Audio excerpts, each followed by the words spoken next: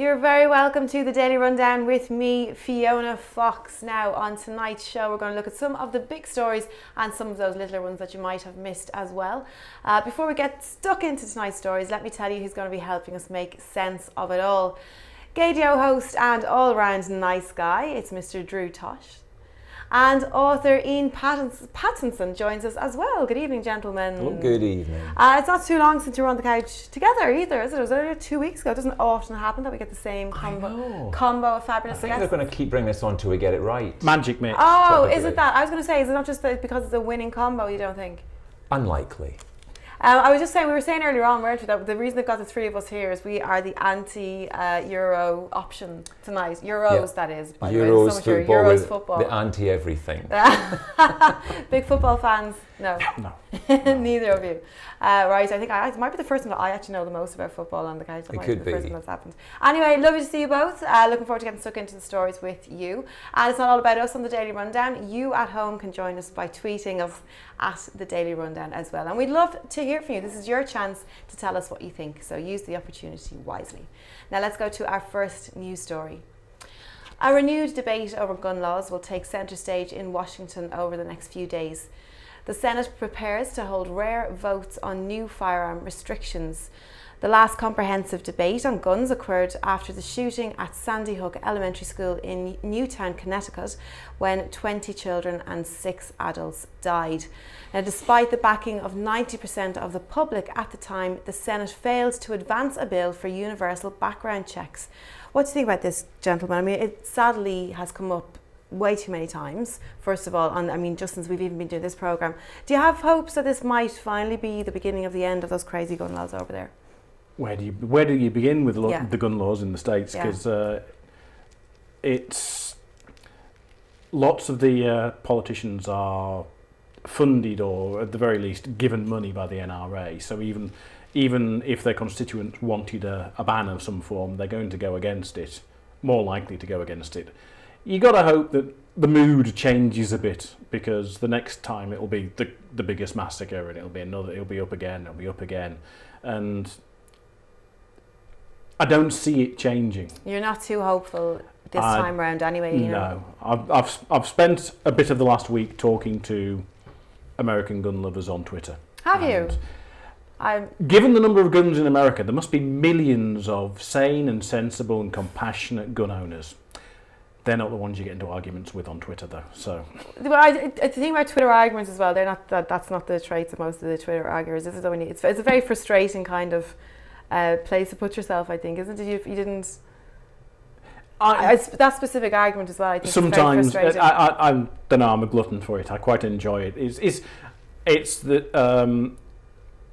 the someone is wrong on the internet syndrome. Yeah, I love that. No, I do love that. I know a lot of people who. And I have been following one Donald Trump fan on Twitter, and the lunacy that comes out of his Twitter stream is quite amazing. And every so often I'll jump in and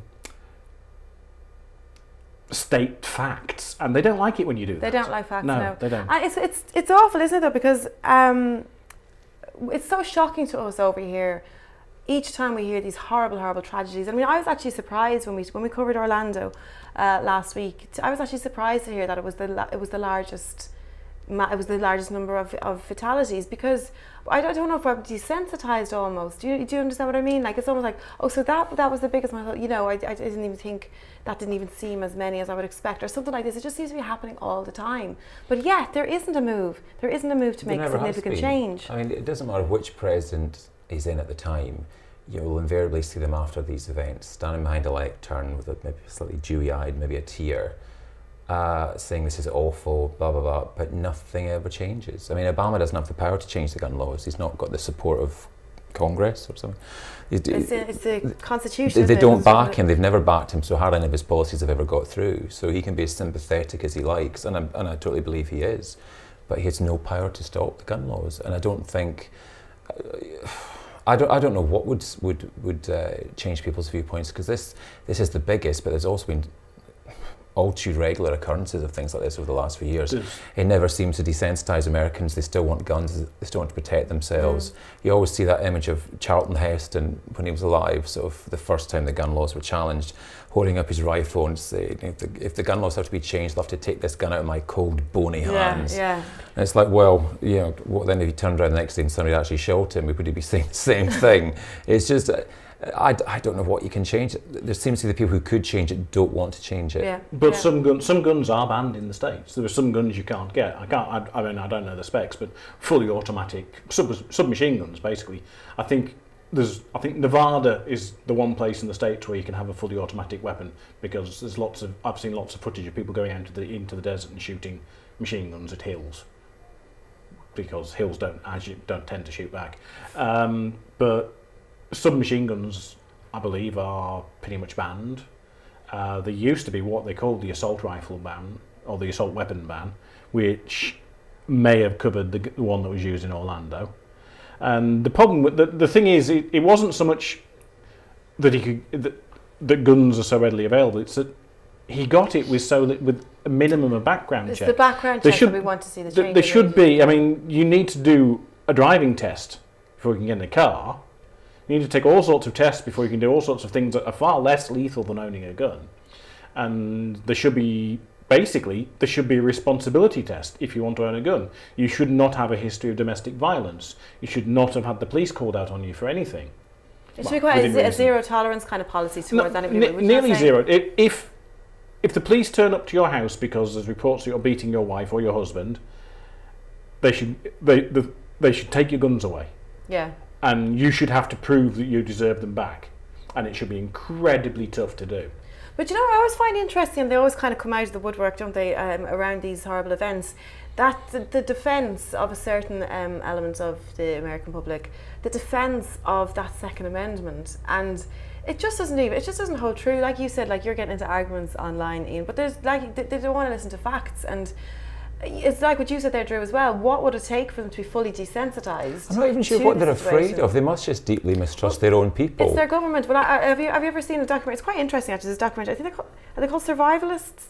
Yeah. Is that the right thing? Survivalists or preppers. Is that right? Yeah. But I never knew even of the existence of this, but this, a person that I know, I met through travelling. I thought he was a very interesting, very rational man.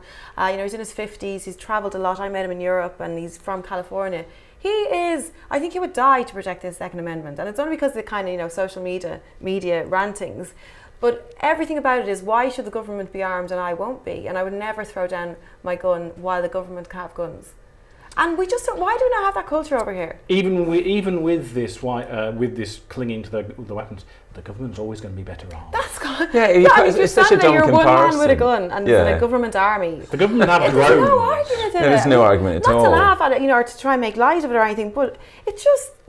Where is the reason? I mean, the irony of that is there's more chance, because other civilians are armed, there's more chance of him being shot. Yeah. That's the irony of the whole thing, and but they don't see it. I don't know if it's just a stubbornness, think we're American, we can protect our damn property any way we want. There is a sort of like an invincibility about a lot of American culture, and it never comes across more so than in this debate, because I don't think it could have been 100 more people. I don't think it would have made any difference. And I think possibly there's a little bit of immunity to that over there. Sales of guns go up after every one of these things.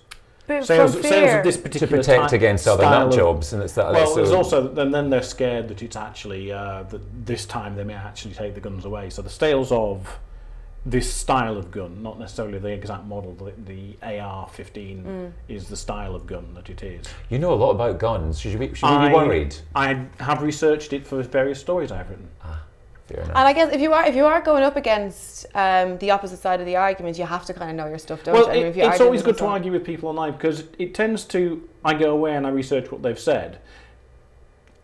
Mostly with the people I tend to pick arguments with, what I find out that they're wrong, but I learn stuff along the way. Yeah.